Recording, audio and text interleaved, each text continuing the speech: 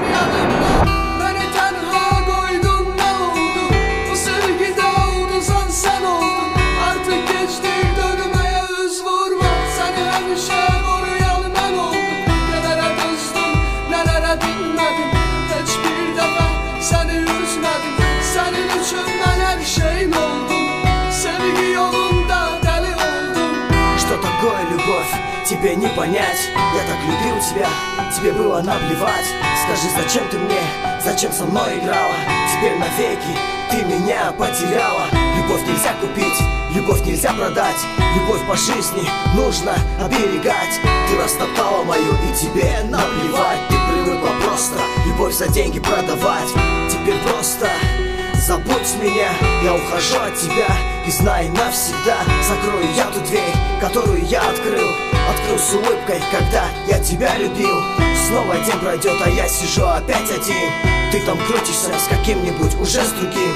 На что купилась, на дорогую шубу, да. Ты знай только одно, что любовь не игра. Bilirsen ki bitti her şey, yine de yazmışsan yanına dönerim.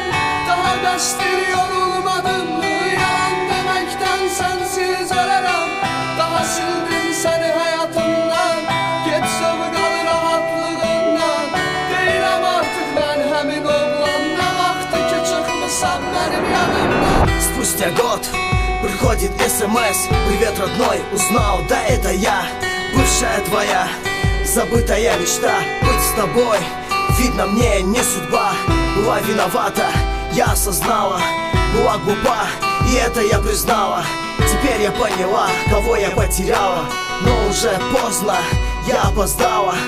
Ты уже с другой, и любишь ты ее. Будь счастлив и береги ее.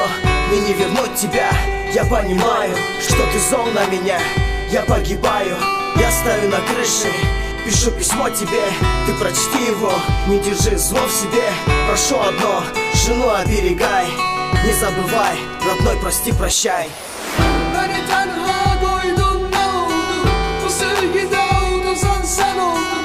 Artık geçti,